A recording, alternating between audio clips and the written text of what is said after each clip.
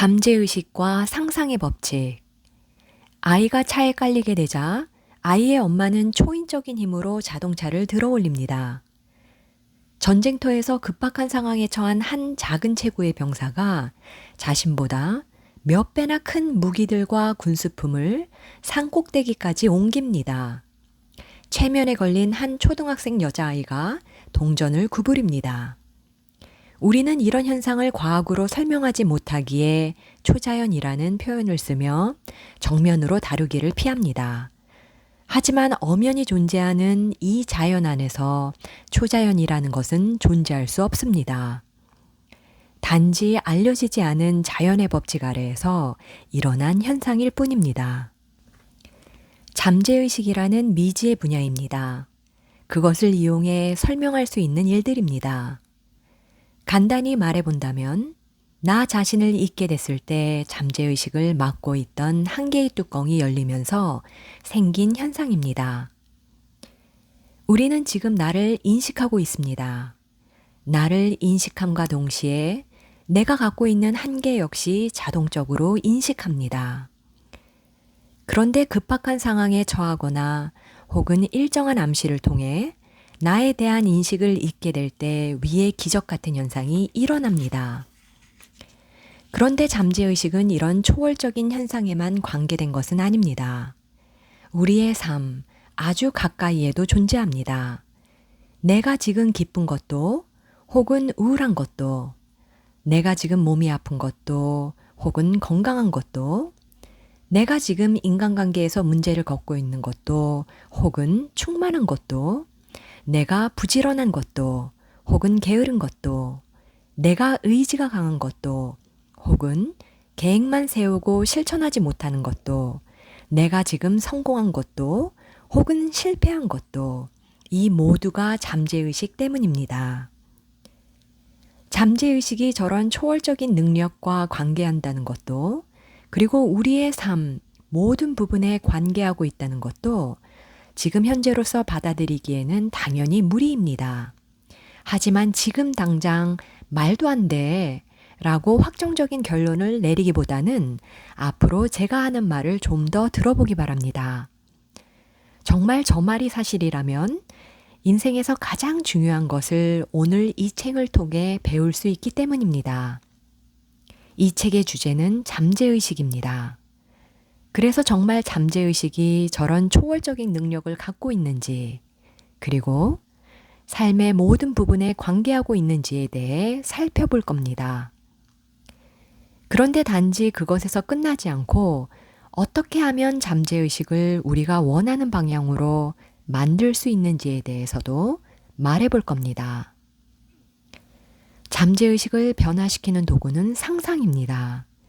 그래서 우리가 상상을 잘 통제하여 사용한다면 우리가 원하는 방향으로 잠재의식을 움직이게 할 수 있습니다. 그때 우리 안에 잠재되어 있는 커다란 힘을 사용할 수 있을 겁니다. 이 책을 통해 그 가능성을 보여드리겠습니다. 상상을 통해 잠재의식을 바꾸는 방법, 그리고 잠재의식을 바꿔서 현실을 바꾸는 방법, 그것을 내빌링이라 부릅니다. 자, 이제 내빌링을 보도록 하겠습니다. 그것은 다음처럼 간단합니다. 네빌 고다드의 5일간의 강의에 실린 내용을 보겠습니다. 첫째, 원하는 바를 명확하게 하십시오. 둘째, 원하는 것이 성취되었다면 마주칠 만한 사건을 구상하십시오. 그 사건은 여러분 자신이 주인공이 된 행동이어야 하고 원하는 것이 이루어졌다는 것을 나타내는 사건이어야 합니다. 셋째, 몸을 움직이지 말고 잠과 비슷한 상태를 불러일으키십시오. 그런 후에 구상했던 행동을 하는 여러분을 마음속으로 느껴 소망이 성취됐다는 감각만이 마음을 지배하게 하십시오. 승진을 원한다고 가정해 보겠습니다. 그러면 승진을 했을 때 마주칠 일들을 생각해야 합니다. 그래서 승진을 한 하루를 상상해 봅니다. 아침이 되어 출근하게 될 때까지는 크게 달라진 점이 없을 겁니다. 그렇다면 그때의 장면들은 우선 넘어갑니다. 왜냐하면 목표로 삼은 장면은 소망이 이루어졌다는 느낌을 강하게 내포하고 있어야 하기 때문입니다. 그러면 이제 출근했을 때를 살펴봅니다. 출근하게 되면 부하 직원의 인사를 받을 수도 있을 겁니다. 그런데 인사말에 누구누구 부장님처럼 승진을 나타내는 말이 있을 수도 있습니다. 그렇다면 그 장면도 좋습니다. 하지만 크게 다가오지 않는다면 이것도 넘깁니다. 어쨌든 하루의 일과를 그렇게 쭉 살펴봅니다. 어떤 장면이든 관계없지만 그 중에서 가장 구미가 당기는 장면이 좋습니다. 여러 가지의 장면 중에서 가장 승진했다는 느낌을 갖게 해주는 지금과는 다른 기분을 만들어주는 장면이 좋습니다. 그래서 다른 후보들을 제치고 퇴근 후에 하는 승진 축하 파티를 목표로 잡았습니다. 그렇다면 그 장면을 조금 더 구체적으로 생각해 봅니다. 누가 옆에 있을 것이고 어떤 가게이고 참석한 사람들은 누구이고 이런 것들을 구체적으로 생각해 봅니다. 왜냐하면 우리가 하고자 하는 일은 그 상상을 현실처럼 속이는 작업인데 구체적이지 못하다면 속지 않기 때문입니다. 그 장면을 구체적으로 정했다면 이제 잠과 비슷한 상태를 불러일으킵니다. 그리고 그 장면을 반복해서 소망이 이루어진 것을 현실처럼 경험합니다. 이것이 끝입니다. 굉장히 간단합니다. 하지만 이렇게 끝낼 수는 없습니다. 왜냐하면 사람들은 이 작은 방법을 이해하면서도 많은 오해를 하기 때문입니다.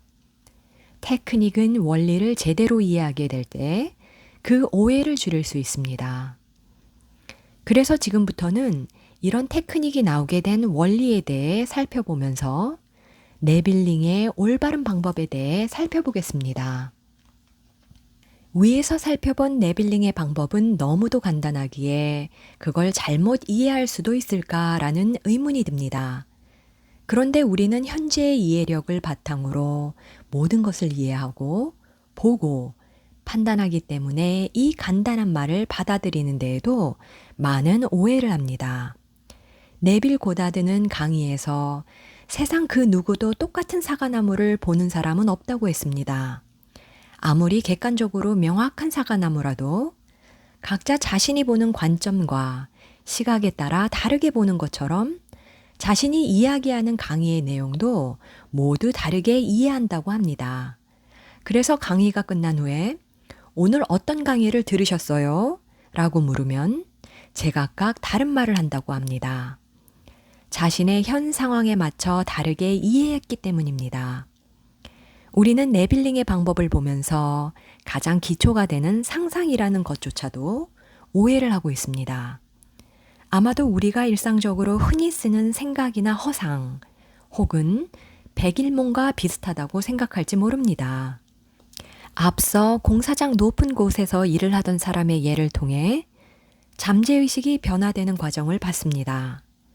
처음에는 잠재의식 안에 존재하는 두려움이 계속해서 현재의식을 통해 나타났다가 조금씩 그 높은 곳에서도 안전하다는 경험이 축적됨에 따라 차차 확고한 알미 되었습니다.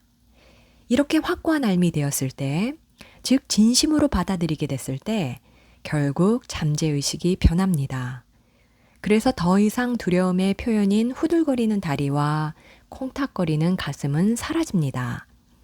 이렇게 일정한 경험이 축적되면 그 새로운 사실을 받아들이게 된 후에 점차 확고하게 받아들입니다.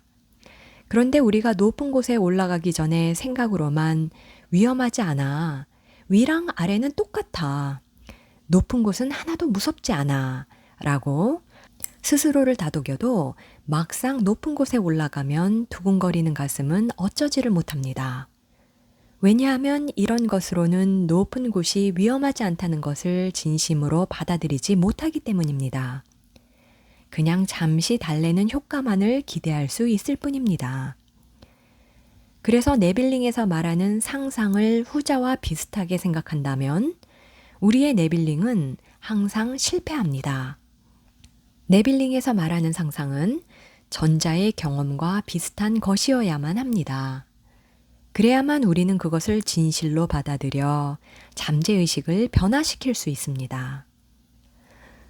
대부분 사람들은 상상이라는 말을 사실이 아닌 허구로 여깁니다. 그래서 소망이 이루어진 것을 상상한다고 했을 때 대부분 이렇게 합니다. 눈을 감고 원하는 것이 이루어진 것을 머릿속에서 상상해 봅니다. 아니, 상상이라기보다는 생각한다는 표현이 더 적당할 겁니다. 예를 들어 승진을 바란다고 가정해 보겠습니다. 그래서 침대 위에 누워 승진한 것을 상상합니다. 승진을 축하해주는 가족과의 파티를 상상의 장면으로 삼고 그 장면을 생각합니다. 그러면서 자신은 네빌링에서 말하는 상상을 하고 있다고 생각합니다. 이것이 잠재의식을 변화시킬 만한 상상일까요? 우리의 인식은 이렇게 인식하고 있습니다. 침대 위에 누워서 승진하는 생각을 하고 있다. 다시 말해, 지금 침대 위에 누워있는 자신만을 사실로 받아들이고 있을 뿐입니다. 승진한 것은 그저 허구처럼 바라보고 있습니다. 잠재의식을 변화시키려면 무언가를 새롭게 사실로 받아들여야만 합니다. 그런데 저 상태에서 내가 승진했다는 것을 사실로 받아들일 수 있을까요? 의식이 실제로 받아들이고 현실은 침대 위에 누워서 공상을 하고 있는 나입니다. 그렇다면 잠재의식은 조금도 변하지 않습니다. 우리에게는 무언가 다른 상상이 필요합니다. 우리에게 필요한 상상은 그저 생각이나 허상과 같은 것이 아니라 경험과 비슷해야 합니다. 높은 곳에서 실제 일하고 난 후 생각보다 위험하지는 않네 라는 것을 진심으로 받아들일 정도의 상상이 필요합니다. 즉, 내가 지금 승진했다는 것을 실제로 받아들일 수 있는 상상이 필요합니다. 자연스럽게 내가 지금 있는 곳이 나의 승진을 축하해주는 파티이고 지금 나는 사람들과 그 기쁨을 나누고 있다고 착각할 수 있는 상상이 필요합니다. 그래서 상상이란 단어를 대체할 말이 있다면 아마도 그것은 허상이나 생각이 아닌 인식 혹은 상상 속의 경험일 겁니다. 그래서 승진이 된 나를 생각해 본다가 아닌 난 이미 승진했다고 인식해야 합니다. 그래서 네빌링에서 우선 주의해야 할 것은 상상은 생각과는 다르다는 겁니다. 만약 생각이라는 것과 비슷하게 사용한다면 아무런 효과도 내지 못합니다. 건설 현장에서 일하는 분이 높은 곳에서 하루의 일과를 무사하게 마쳤다면 잠재의식 안에서 약간의 변화가 일어납니다. 당연히 생각보다 위험한 것은 아니다 라는 것을 경험으로 겪었기 때문에 그만큼 두려움은 사라집니다. 상상도 비슷한 효과를 내야 합니다. 그래서 상상을 마치고 났을 때 우리는 소망을 이루었다는 느낌 때문에 이전보다 욕망이 줄고 마음이 편해져야 합니다. 잠재의식은 내가 현실이라고 받아들이는 것만을 인식합니다. 그래서 내가 누워서 무언가가 이루어졌다고 상상하고 있더라도 여전히 내가 지금 있는 곳이 침대 위라고 인식한다면 나는 침대 위에 누워 있다 라는 인식을 잠재의식에 전할 뿐입니다. 그건 그냥 현실 그대로를 잠재의식에게 전하는 것밖에 안 됩니다. 하지만 우리의 마음속에서 진행되던 상상에 푹 빠진다면 어느새 상상의 주체인 침대 위에 나는 있고 상상의 대상이었던 소망이 이루어진 나만을 온전히 인식하게 되는 때가 있습니다. 마치 우리가 꿈을 꿀 때 침대 위에 있는 나는 있고 꿈속 장면 속의 나만을 인식하는 것과 비슷합니다. 이때의 특징은 누군가 상상하고 있던 나를 깨운다면 여기가 어디지? 라고 어리둥절할 정도로 자신이 침대에 있었다는 것을 잊게 된다는 겁니다. 만약 이렇게 된다면 잠재의식에는 나에 대해 새로운 인상이 각인됩니다. 승진이란 이미 물 건너갔다는 생각에 힘없이 침대에 누웠던 내가 아닌 승진을 해서 축하 파티를 마친 성취감을 느끼는 나를 인식합니다. 이것이 네빌링에서 요구하는 상상입니다. 우리가 진심으로 사실이라 받아들인 것만이 잠재의식에 각인된다는 것을 항상 기억해야만 합니다. 그래서 침대 위에 나는 있고 승진을 축하받고 있는 나만을 인식하고 있을 때 잠재의식은 새로운 것을 받아들여 변화됩니다. 승진을 하고 싶어 하던 나에 대한 관념은 이제 승진을 해서 기뻐하고 있는 나에 대한 관념으로 변화됩니다. 이것은 단지 내면의 변화가 끝이 아닙니다. 앞서 본 것처럼 잠재의식은 어린아이가 동전을 구부리게 할 수 있을 만큼 거대한 힘을 외부에 행사할 수 있고 우리가 푸는 것이 불가능하다고 여겨지는 해답마다도 아주 쉽게 낼 수 있는 어마어마한 힘을 행사할 수 있습니다. 잠재의식을 변화시켰다는 것은 이런 거대한 능력을 지닌 것에게 하나의 새로운 명령을 내리는 것입니다. 이젠 승진을 했다고 받아들인 잠재의식의 파도에 휩쓸리는 일만 남았습니다. 승진을 한다는 것이 불가능하다고 여겨지나요? 오히려 초등학생 아이가 동전을 구부릴 수 있다는 것을 받아들이는 것이 더 불가능해 보이지 않은가요? 잠재의식은 이 모든 일을 할 수 있습니다. 나는 지금 가난해서 밀린 공과 금을 걱정하며 힘없이 침대에 들어 누웠습니다. 그런데 누군가 이 법칙에 대해 이야기해 줬습니다. 나에 대한 새로운 관념을 잠재의식에 각인한다면 그것은 현실이 된다라고 말이죠. 그래서 직접 그것을 시험해 봅니다. 우선 목표로 무엇을 정할지를 생각합니다. 내가 지금과는 다르게 부유하게 되었다면 어떤 일들이 일어날지 한번 생각해 봅니다.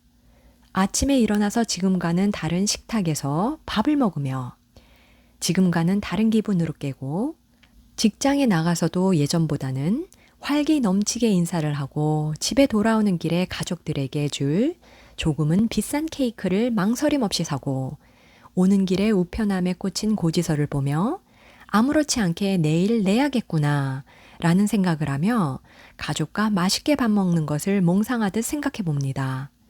그러다가 자신에게 가장 끌리는 장면을 하나 택합니다. 과거에는 우편함에 꽂힌 우편물만 봐도 가슴이 떨려 마치 복권 숫자 하나하나를 맞추듯 떨리는 마음으로 펴보던 과거가 생각났습니다. 그래서 그때와는 다르게 아무렇지 않게 그 고지서를 펴보는 장면을 택합니다. 그리고 케이크를 아이에게 사줄 만큼의 능력이 되지 않았기에 케이크 가게에 들어가서도 몇 번이나 망설이다가 빵만을 집으면서 스스로를 비참하게 여기던 예전의 모습도 기억납니다. 그래서 이제는 망설임 없이 케이크를 사는 장면도 택합니다. 그러면 이제 침대에 누워 그 장면들을 상상합니다. 하지만 내가 그곳에 있다는 인식을 처음부터 하기란 힘듭니다. 그래서 그 장면을 실제 겪는다고 느낄 수 있도록 반복하며 조금씩 그 장면에 빠져듭니다. 마치 책을 읽을 때 처음에는 주의산만하게 이 생각 저 생각을 하며 읽다가 어느 순간 책 내용에 흠뻑 젖어서 더 이상 책을 읽고 나는 고요해지고 그 내용 안에 빠지게 되는 것과 비슷합니다. 마찬가지로 어느 순간 내가 침대에 있다는 것은 있고 난 지금 우편함에서 자연스럽게 고지서를 뽑아들어 아이들에게 줄 케이크 위에 올려놓고 기쁜 마음으로 배를 누르고 있다고 인식합니다. 그리고 반갑게 맞이하는 아이와 아내를 봅니다. 이것이 바로 상상입니다. 그래서 상상은 인식이라고 말할 수 있습니다. 그런데 상상 속에 그곳에 내가 있다는 것을 방해하는 것은 무엇일까요? 다시 말해, 난 케이크를 든 채로 아내와 아이의 환대를 받고 있다는 인식을 방해하는 것은 무엇일까요? 그건 앞서 말한 것처럼 감각과 이성입니다. 현재의식이라고도 말합니다. 난 지금 집 밖에서 손에는 케이크를 들고 아내와 아이의 환대를 받는다고 상상하지만 내 등의 오감은 침대 위에 누워있다고 말하고 있고 습관처럼 달리고 있는 이성은 난 승진을 못한 채 내일도 출근을 해야 하기 때문에 일찍 자야만 하는 직원이라고 말합니다. 그래서 난 부유하다고 저렇게 상상을 할 때마다 이성과 감각은 거짓말이라고 외칩니다. 잠재의식이 변화되기 위해서는 내가 진심으로 무언가를 받아들여야만 하지만 이성과 감각은 난 부유하다는 상상 속의 장면을 계속해서 거짓말이라고 방해합니다. 우리가 상상을 시작할 때면 항상 전쟁이 벌어집니다. 하나는 소망이 이루어진 것을 나타내는 상상 속의 나입니다. 그리고 다른 하나는 감각과 이성이 말하고 있는 현재 의식의 나입니다. 쉽게 이야기해서 승진한 상상 속의 나와 승진을 못한 채 힘없이 침대 위에 누워있는 나입니다. 이 둘의 전쟁에서 누가 이기느냐에 따라 잠재의식은 그 승자의 편을 들어줍니다. 네빌 고다드는 이 싸움의 과정을 야곱과 에서의 다툼을 통해 표현했습니다. 우리의 상상의 과정을 잘 보여줍니다. 그 내용을 보겠습니다. 세 번째 살펴볼 부분은 이삭과 그의 두 아들 에서와 야곱에 관한 내용입니다. 한 눈먼 사람이 자신의 둘째 아들에게 속아서 첫째 아들에게 주어야 할 은총을 둘째에게 주는 내용입니다. 이 이야기는 야곱이 자신을 만져보게 하여 자신을 형으로 속이는 데에 성공하는 내용입니다. 이삭이 야곱에게 말하기를 내가 원하노니 내 아들아 내게 가까이 오너라. 네가 과연 내 아들에서인지 아닌지를 만져보리라 하더라. 야곱이 자기 아비 이삭에게 가까이 가니 이삭이 그를 만지며 말하기를 이삭이 야곱에게 축복하기를 마치고 야곱이 그의 아비 이삭의 면전에서 떠나자 곧 그의 형 에서가 사냥에서 돌아와서 창세기 이 내용을 지금 다시 재현해 보면 많은 도움이 될 것입니다. 다시 한번 기억해 주십시오. 성경의 모든 인물들은 추상적인 생각들이 인격화된 것이므로 그 인격화된 것들을 우리 안에서 대치시켜 보아야 할 것입니다. 여러분은 장님 아버지이자 두 아들입니다. 이삭은 나이가 많아 눈이 보이지 않는 인물입니다.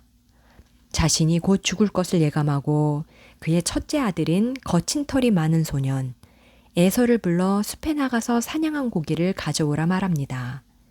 둘째 아들 야곱은 매끈한 피부를 한 소년이었는데 이삭과 에서의 이야기를 우연히 듣게 됩니다.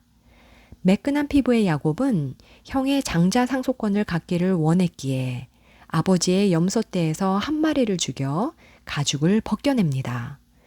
그리고는 염소털이 덮여있는 가죽을 뒤집어 쓴 채 교묘하게 다가가 아버지를 속여 자신을 에서라고 믿게 만들려고 합니다. 이삭이 말했습니다. 이리 가까이 와서 내가 만질 수 있도록 하라. 내가 앞을 볼 수 없으니 만질 수 있게 다가오너라. 이 이야기에서 만진다는 것에 주의 깊게 보십시오. 그는 가까이 다가왔고 아버지는 말합니다. 목소리는 야곱의 것인데 손은 에서의 손이구나.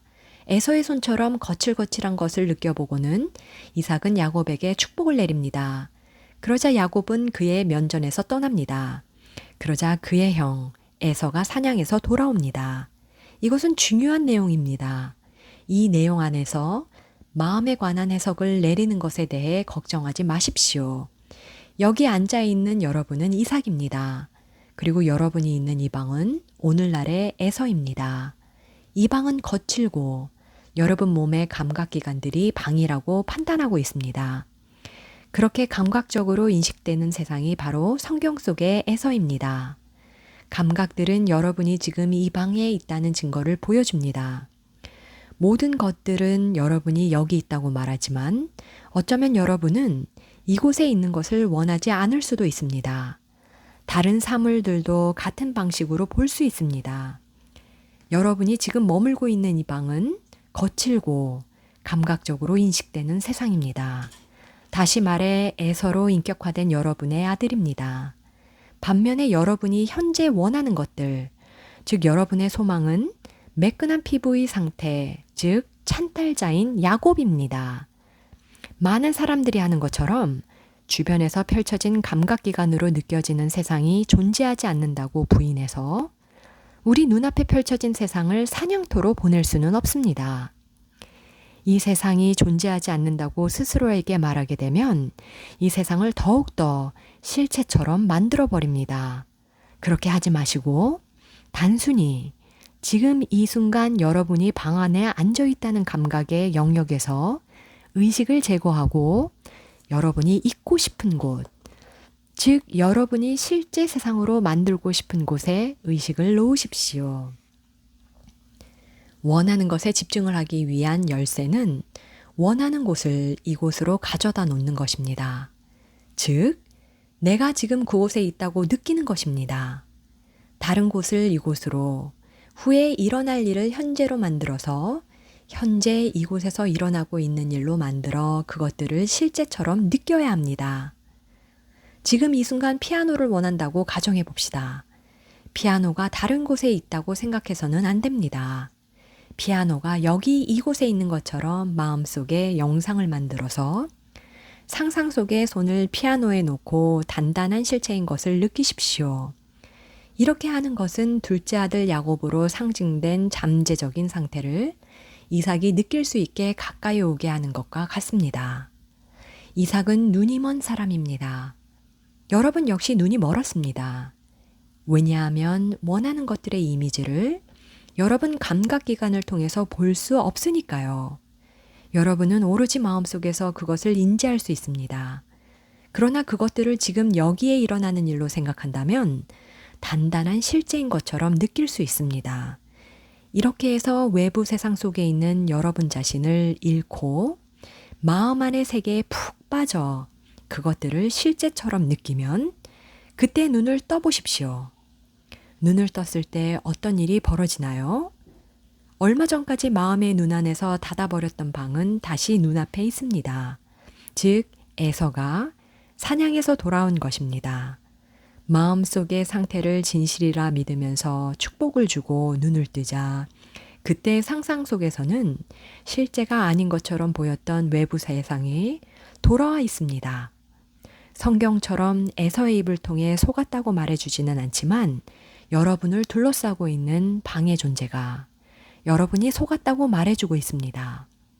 원하는 모습이 이미 되었다고 느끼면서 혹은 갖고 싶었던 것을 가지고 있는 것을 느끼면서 그 상상 속에 푹 빠져 있는 것은 쉽게 말해 자아를 속이는 겁니다. 이 방을 보십시오. 눈을 떴을 때 보이는 이 방이 여러분은 속았다고 말해줍니다. 이 법칙에 대해서 알고 있다면 이렇게 말할 겁니다. 너의 동생이 와서 교모하게 나를 속였다 할지라도 너의 장자 상속권을 이미 동생에게 은총으로 베풀었다. 그것을 도로 뺏을 수는 없다. 달리 말하면 마음속에서 실제라고 생각했던 것들의 믿음을 유지해서 상속권을 돌려주지 않겠다는 말입니다. 여러분은 이미 상속권을 주었고 그것은 여러분의 외부 세상 안에서 드러납니다. 두 가지의 것이 여러분의 방 안에서 같은 시간에 같은 공간을 차지할 수 없습니다. 마음속의 것들이 실체가 되어 여러분의 주변에서 부활하게 됩니다.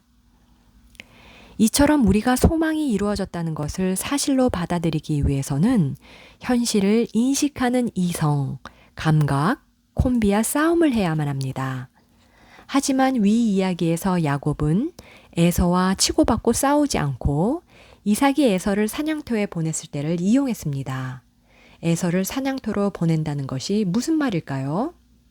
알쏭달쏭한 이야기처럼 들릴 수 있겠지만 이건 현실에서도 실제할 수 있습니다. 그건 바로 현재의식의 인식력을 약하게 만드는 겁니다. 최면 상태나 잠에 들 때가 그 일을 할 수 있다고 앞서 말했습니다. 이렇게 현재의식의 활발한 인식 상태를 약하게 만드는 방법은 여러 가지가 있는데 네빌 고다드는 잠과 비슷한 상태를 그 방법으로 제시합니다. 우리는 앞서 상상이란 것은 생각하는 것과는 차원이 다르다고 했습니다. 난 지금 뭐하고 있지? 라는 질문에 도서관 의자에 앉아 있다고 대답하기도 전에 감각과 이성을 통해 바로 인식합니다. 우리의 상상도 그런 것이어야만 합니다. 그래서 내가 지금 침대에 누워 상상을 하고 있더라도 나는 침대 위에 있다고 인식하는 것이 아닌 우편함에서 고지서를 뽑아 초인종을 누르고 있다는 인식해야 합니다. 그리고 또 우편함에서 고지서를 뽑아 초인종을 누르고 있다고 인식하려는 것이 아닌 그저 초인종을 누르고 있는 것입니다. 즉, 인식하려는 노력 없이도 인식할 수 있는 것이어야만 합니다. 그런데 이런 인식이 쉽게 될까요? 항상 내가 침대 위에 있다고 말하는 감각과 승진은 이미 물 건너간 것 같다고 인식하는 이성이 활동하는 한 그것을 받아들이기란 쉽지 않습니다. 아니, 어려워서 불가능한 것처럼 보입니다. 어떤 사람에게 동전을 주면서 구불이라고 말하면서 그것이 힘든 일이기 때문에 파이팅을 심어줍니다. 이걸 이제부터 비스킷이라고 생각해. 이걸 비스킷이라고 생각하고 확 부러뜨려 버리는 거야. 넌 할 수 있어 라고 말합니다. 이런 식으로 넌 강하고 앞에 있는 것은 쉽게 부러뜨릴 수 있는 것이라고 암시를 주고는 아자! 라는 파이팅과 함께 그것을 구불이라고 합니다. 잠재 능력을 조금 끌어올려 평소보다 힘을 더 가했을지는 모르지만 그걸 구부리지는 못할 겁니다. 감각과 이성은 여전히 단단한 동전을 보고 있기 때문입니다. 하지만 최면 상태로 유도한다면 상황은 많이 달라집니다. 최면 상태로 유도되어 이성과 감각이 둔화되거나 정지된다면 그때부터는 이야기가 다릅니다. 저 불가능처럼 보이는 일이 가능한 일이 될 수 있습니다. 왜냐하면 잠재의식 안에는 우리가 생각하는 것보다 더 대단한 힘이 있기 때문입니다. 이것이 에서를 사냥터로 보내는 일입니다. 그러면 방해꾼인 이성과 감각이 없기 때문에 어떤 암시라도 스펀지가 물을 흡수하듯 잠재의식은 바로 받아들이게 됩니다. 그러면 피암시자 앞의 동전도 이젠 더 이상 단단한 것이 아닙니다. 최면 상태가 하는 역할은 이렇게 에서를 사냥터로 보내는 일입니다. 현실에 대한 인식, 바꾸어 말하자면 인식하고 있는 현실에 대한 한계를 저 멀리로 사라지게 합니다. 네빌 고다드는 이런 상태를 만들기 위해 잠과 비슷한 상태를 이용하라고 합니다. 잠과 비슷한 상태란 실제 졸음이 오는 시점을 말합니다. 이것을 이해하기 위해서는 우리가 잠에 들기 전에 어떤 현상을 겪는지를 한번 주의 깊게 살펴볼 필요가 있습니다. 졸리기 시작할 때쯤 우리는 만사가 귀찮아지면서 무언가를 다 놓는 기분이 듭니다. 즉, 누가 옆에서 시끄럽게 하더라도 귀찮다는 마음에 관심을 끄고 다 놓아버립니다. 아무리 추운 곳에서 몸이 덜덜 떨리더라도 잠들 때가 되면 그런 것마저 다 귀찮아서 다 놓아버립니다. 오늘 나에게 상처를 줬던 친구의 말마저도 졸릴 때가 되면 그것마저도 귀찮아서 더 이상 생각하지 않고 놓아버립니다. 이렇게 감각과 이성을 놓아버리면서 멍한 느낌을 받습니다. 대부분 이런 멍한 상태와 함께 의식도 잃으면서 잠에 빠지고 더 이상 기억하지 못합니다. 그런데 조금 더 자세히 보자면 잠에 들기 전에 멍한 느낌을 받으면서도 의식을 통제할 수 있는 상태가 존재합니다. 감각과 이성이 둔화된 상태라면 우리가 나에 대한 새로운 주장을 사실로 받아들이기 쉽다는 것은 이미 알고 있습니다. 하지만 이 상태와 함께 의식의 통제력을 잃는다면 아무런 소용이 없습니다.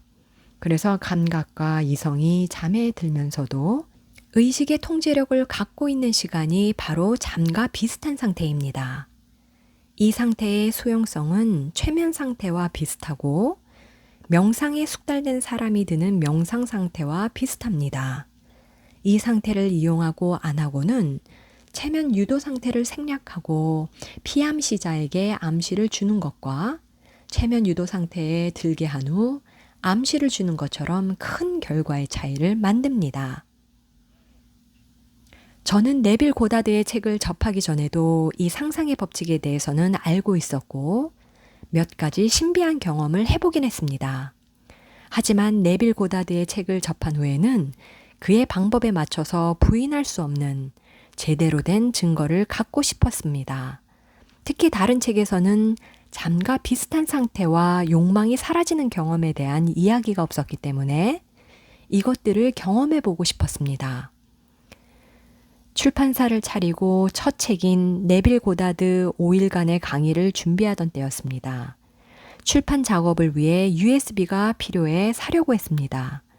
그런데 이번 기회에 네빌 고다드가 말하던 잠과 비슷한 상태를 한번 시험해 보자는 생각이 들었습니다. 그래서 잠과 비슷한 상태에서 상상을 하려고 했습니다. 그런데 그 상태에 들려고 해봤지만 익숙하지 않은 상태라서 그런지 계속 잠에 빠져들었습니다. 얼마나 많은 실패를 거듭했는지 모릅니다. 어떤 날은 낮에도 해보고 어떤 날은 앉아서도 해봤지만 계속 실패했습니다. 잠에서 깨고 나면 머리가 띵하고 더불어 실패했다는 패배감에 기분도 안 좋았습니다. 게다가 아까운 시간 날렸다는 기분마저 들고 2중고, 3중고였습니다. 그래서 그 당시 정말 지칠 만큼 지쳤던 시기였기에 이 책을 출간하는 것이 옳은 일일까? 라는 의심까지 들었습니다. 그러던 중 예전처럼 상상을 하다가 잠이 들었습니다. 선잠이 들었다가 약간 그 선잠에서 깨는 기분이 들었습니다. 편안하면서도 조금은 몽롱한 기분이었습니다. 대부분 이런 상태에서는 잠에 빠지기 일쑤였는데 그때는 신기하게도 의식이 깨어 있었습니다. 정말 말 그대로 잠과 비슷한 상태였습니다. 그래서 본능적으로 USB에 대한 상상을 하기 시작했습니다. 컴퓨터에 꼽히는 느낌, 꼽힐 때 윈도우가 내는 디링이라는 소리가 느껴졌습니다. 몇 번을 했는지는 잘 기억이 나지 않지만 하다가 다시 잠이 들었습니다. 신기하게도 다음 날부터 USB에 대한 것은 잊었습니다. 하던 일이 바빠서 그런 거였는지 모르겠지만 USB 생각을 더 이상 하지 못했습니다. 며칠이 지난 후 갑자기 한 통의 전화를 받았습니다. 여기는 저작권 센터인데요. 얼마 전에 저작권 관련해서 저희 홈페이지에 문의글 남기셨죠? 저희 홈페이지 활성화 차원에서 게시물 올리신 분 중에 몇 분을 뽑아 선물을 드리는데 개인정보에 등록된 주소로 보냈더니 반송이 되었네요. 주소를 다시 한번 불러주실 수 있으세요? 네빌 고다드 책을 출간하기에 앞서서 저작권 문제를 한 번 더 확인하려고 남겼던 글 때문에 USB를 받게 되었습니다. 아무튼 그렇게 해서 제가 목표한 것이 제 손에 들어왔습니다. 그 후로도 상상의 법칙을 많이 연습해 봤지만 아이러니하게도 저 때만큼 잠과 비슷한 상태에 제대로 들었던 적은 없습니다. 잠과 비슷한 상태에 들게 되면 상상하는 것이 상상이 아닌 현실처럼 느껴집니다. 네빌 고다드는 현실처럼 느껴질 때까지 반복하라고 말합니다. 그런데 이 말에 대해서도 오해를 합니다. 물론 이 상상력을 다루는 것에 숙달된다면 지금 바깥에 보이는 나무를 보는 것처럼 그리고 지금 느껴지는 찬 공기를 느끼는 것처럼 상상을 현실처럼 느낄 수 있을지도 모릅니다. 그런데 저는 그렇게까지 느껴본 적은 없습니다. 하지만 이 정도가 아니어도 상관이 없다는 것은 확실합니다. 제가 지금까지 했던 상상 중에서 가장 생생했던 것은 아이러니하게도 초반에 했던 USB에 대한 상상이었습니다. 그 이유는 아마도 잠과 비슷한 상태에 아주 제대로 들었기 때문이라고 생각합니다. 그런데 그 상상 속에서도 지금 눈으로 보는 것처럼 주변에 아주 세세한 장면이 펼쳐졌던 것은 아닙니다. 하지만 확실한 건 아무런 의심 없이 제가 있던 곳은 컴퓨터 앞이었고 제 손에는 USB가 있으며 그걸 컴퓨터에 꼽고 있다고 인식했다는 거였습니다. 침대에 있는 나를 느끼면서 나는 침대가 아닌 컴퓨터 앞에 있다라고 인식하려고 했던 것도 아니고 그냥 자연스럽게 내가 컴퓨터 앞에서 USB를 꼽고 있었습니다. 그러니까 현실처럼 느껴졌다는 것은 내가 지금 USB를 꽂고 있다는 것이 확실하게 느껴졌기 때문이지 내가 지금 눈으로 보는 것처럼 컴퓨터가 뚜렷이 보이고 USB가 뚜렷이 보였다는 말은 아닙니다. 처음에 상상을 하게 되면 내가 침대에 있다는 인식이 더 강합니다. 그런데 점점 상상하는 장면에 관심이 가면 갈수록 그리고 의식이 깊어지면 깊어질수록 침대에 있다는 인식은 자연스럽게 사라지고 점점 내가 상상하는 그곳에 있다는 인식이 들다가 어느 순간 점점 자연스러워지면서 아예 흔들리지 않고 내가 그곳에 있다고 인식합니다. 그래서 처음에 확고해지지 않을 시기에는 부자연스럽게 무언가를 억지로 상상하게 되고 소망이 이루어진 곳에 내가 있다는 인식을 다시금 하고 이러다가 어느 순간이 지나면 이런 노력은 사라지고 그게 내가 소망이 이루어진 상태에서 구상했던 행동을 하는 것을 인식합니다. 즉, 더 이상 현재 의식과의 투쟁은 없습니다. 이렇게 내면의 상상이 자연스러워질 때, 즉 억지로 그곳에 있다는 것을 인식하려고 하지 않으면서도 저절로 소망이 이루어졌다고 인식할 때가 현실과 같은 상상을 하고 있을 때라고 말할 수 있습니다. 다음 네빌 고다드의 글을 보면 조금 이해가 쉬워질 수 있습니다. 자연스럽게 내가 얼마나 가난한 거지? 라고 느끼면서 거리를 걷고 있습니까? 그렇다면 여러분은 가난의 상태로부터 세상을 보고 있습니다. 혹시 지금 아무도 나를 알아주지 않고 누구도 나를 원하지 않는 상태로부터 세상을 보고 있지는 않습니까? 그렇다면 바로 그곳이 내가 살고 있는 집입니다. 내 마음이 습관적으로 자연스럽게 돌아가고 있는 장소가 바로 나의 현 위치입니다. 하지만 계속해서 그곳에 머무를 이유는 없습니다. 전 상상 속에서 USB를 컴퓨터에 꽂고 있다고 인식하려고 하지 않았습니다. 제 손에는 USB가 들려 있었고 그걸 컴퓨터에 꽂고 있었습니다. 전 상상 속에서 침대 위에 내가 있다는 것을 부정하려고 하지 않았습니다. 그저 제가 있던 곳은 컴퓨터 앞이었을 뿐입니다. 의식이 자연스럽게 돌아오던 장소가 컴퓨터 앞에 USB를 꽂고 있던 나였습니다. 우리가 무언가를 하려고 애쓸 때는 아직 그것을 진심으로 받아들이지 못했다는 증거입니다. 이런 것은 잠재의식에 새겨지지 않습니다. 오히려 반대의 상황이 잠재의식에 새겨진 겁니다. 다시 말해 내가 침대 위에 있다는 것을 거부하려 한다는 것은 무엇을 말할까요? 의식을 자연스럽게 내버려 둔다면 의식은 침대 위에 있는 나로 돌아온다는 이야기입니다. 즉 잠재의식은 내가 침대 위에 있다는 것을 받아들이고 있다는 것입니다. 의식을 가만히 내버려 두어도 내가 그곳에 있다는 것을 자연스럽게 받아들이는 것이 현실처럼 느껴지는 상상입니다. 더 이상 어떤 새로운 것을 받아들이려 하지 않고 그저 소망이 이루어진 그곳, 그 상태에서 행동하고 생각하고 말하고 반응할 때가 현실처럼 느껴지는 상상입니다. 제가 지금 하는 말은 현실에서 보는 것처럼 상상 속에서 보는 것이 불가능하다는 이야기가 아닙니다. 전 그렇게 해본 적은 없습니다. 하지만 그것은 제가 상상력을 통제하는 것이 미숙하다는 증거일 뿐이지 그 일이 불가능하다는 증거는 아닙니다. 그래서 그 가능성마저 부인하고 싶지는 않습니다. 분명 우리가 종종 현실처럼 생생한 꿈을 꾸는 것을 보면 마음도 능숙하게 다룬다면 그 정도까지 충분히 상상할 수 있으리라 생각합니다. 제가 지금 하고자 하는 말은 네빌 고다드가 현실처럼 느껴질 때까지 상상하라고 말했을 때 그것이 현실을 보고 듣는 정도에까지 이르러야 된다는 것은 아니란 겁니다. 그저 내가 지금 소망하는 곳에서 소망하는 것을 하는 것을 자연스럽게 받아들일 정도면 현실처럼 느껴지는 상상이고 잠재의식이 그것을 진심으로 사실이라고 받아들이기에 충분하다는 겁니다.